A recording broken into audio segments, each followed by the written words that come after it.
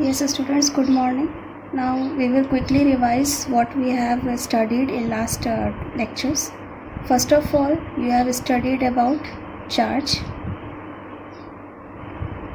Charge, it is denoted by Q, and one important property of charge which has a formula, that is Q is equal to NE.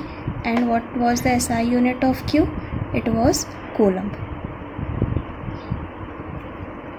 Second, from charge we have learned what was current. Current, it was denoted by I, and I is equal to Q by T, that is rate of flow of charge, and the SI unit of current is ampere. It is denoted by A and it is denoted by C. Next, for the flow of current, we required one thing, that was potential difference.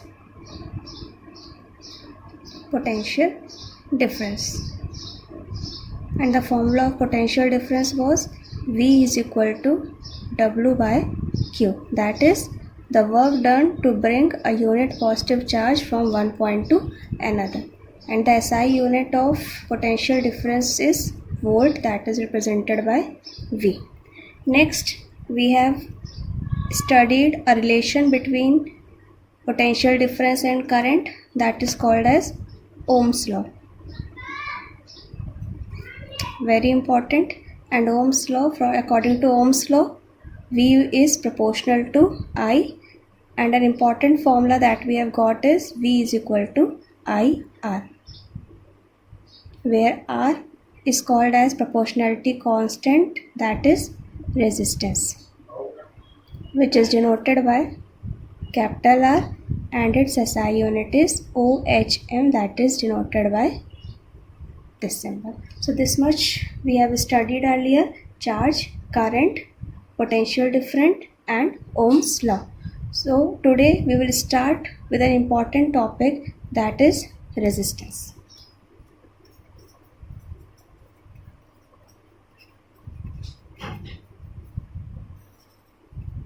So resistance, if you talk about English word resist, what does it mean? Resist means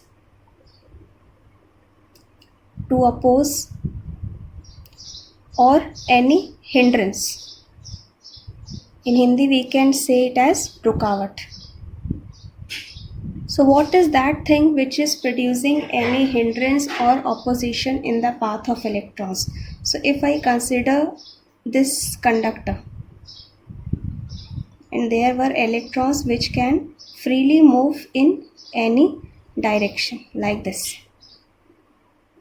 But we have discussed a condition that as soon as you will connect it with a battery or a cell, this is a battery, then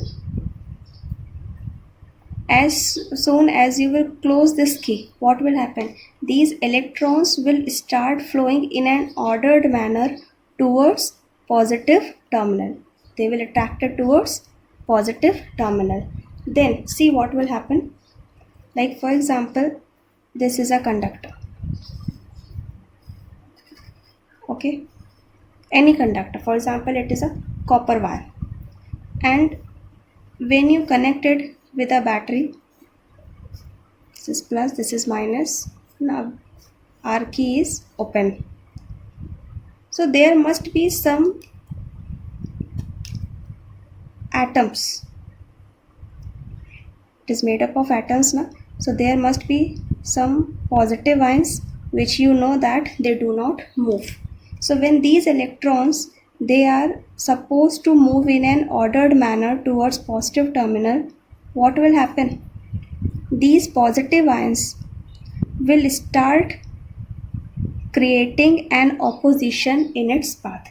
When they are moving randomly, they can move anywhere. But as soon as you will connect it with a battery, what will happen? These electrons, they are bounded to move in a straight line in an ordered manner. So these positive ions which are present, which do not move, they are stationary, they will start creating the hindrance and opposition. So this opposition which is created in the flow of electrons is termed as resistance.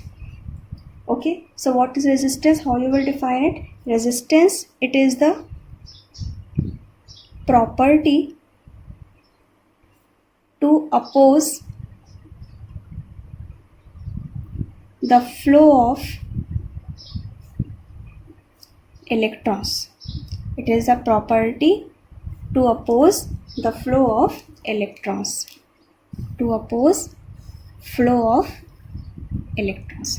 Okay, now there are some factors. While defining Ohm's law, we have discussed some physical conditions. Now we will discuss about those physical conditions, and in those physical conditions this resistance will depend. So in our next topic we will discuss the factors on which resistance depends. So first of all, I wish resistance is clear to all of you. Resistance, it is a property to oppose the flow of electrons, the opposition that is created by these positive ions when they are bounded to move freely towards the positive terminal of the battery, because they do not move. So when electrons, they are moving in a straight path in an ordered manner, these positive ions will start creating a hindrance in their path. So this hindrance that is created by these positive ions in the flow of electrons is called as resistance, and this wire in which resistance is present is called as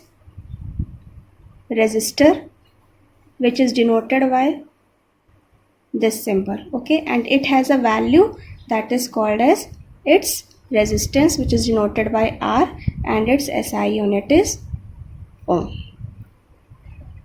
Okay, now we will discuss the factors on which the resistance will depend.